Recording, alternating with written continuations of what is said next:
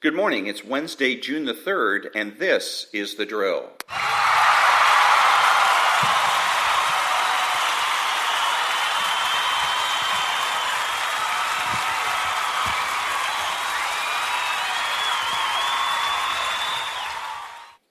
Thank you very much. I'm Ron, your host and the only true conservative in the United States today. I created this podcast to answer the question most asked by conservatives, namely, what can I do?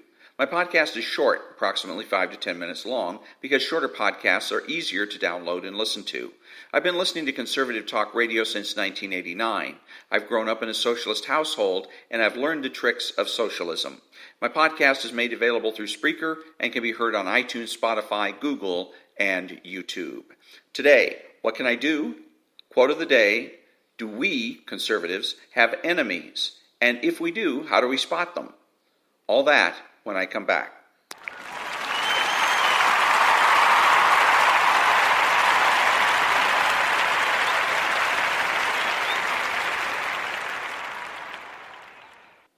Thank you.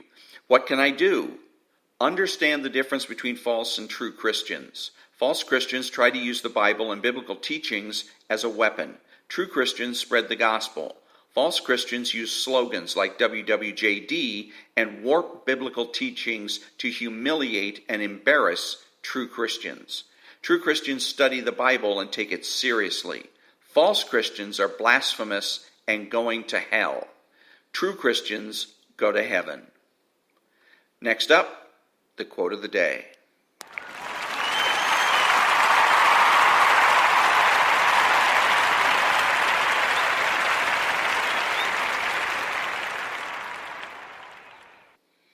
Thank you. The quote of the day comes from the book, Are Crowds Mindless? Quote, convergence theory suggests that crowd behavior is not a product of the crowd itself, but is carried into the crowd by particular individuals. Thus, crowds amount to a convergence of like-minded individuals. In other words, while contagion theory states that crowds cause people to act in certain ways, convergence theory says the opposite, that people who wish to act in a certain way come together to form crowds. Unquote. Up next, spotting the enemy.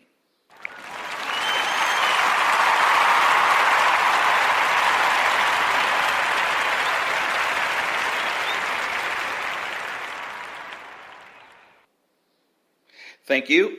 Yes, conservatives have enemies. Socialists.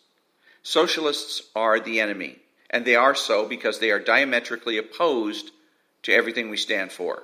For socialists, might makes right.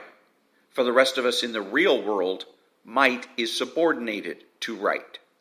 So since neither side wears a uniform, how do we recognize the enemy? By their behavior. Socialists and conservatives act differently. The hallmark of a socialist is summed up with one word: idealistic. Because they are idealistic, they assume that they are entitled to be obnoxious. They won't hesitate to perfect you, test you, mock you, scold you, manipulate you, bully, and intimidate you. The conservative realistically accepts imperfection as part of life, and so accepts you as you are and minds his own business. Be realistic. Be a conservative. Back in a minute.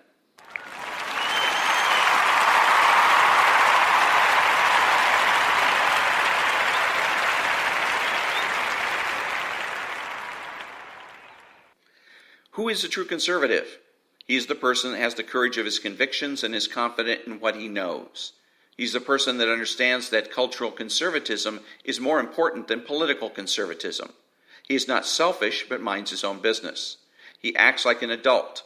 He's patriotic and uses common sense. He expresses what he knows and does so with certainty. He makes judgments, refuses to speculate, speaks clearly and definitively, and is not afraid to say no. He's open-minded, asking why rather than why not. He is consistent, credible, and influential, not ashamed of his existence, unafraid to learn or correct his mistakes. He is a normal American, and he's better than the socialist. He's a better friend, father, brother, family member, and a better person, period.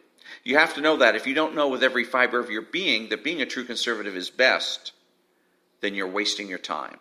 And that brings me to the end of another episode of The Drill. Remember, be honest, be smart, and be beautiful. And always ask yourself, what is real? How do I know? What do I do about it? I'm Ron, and that's The Drill.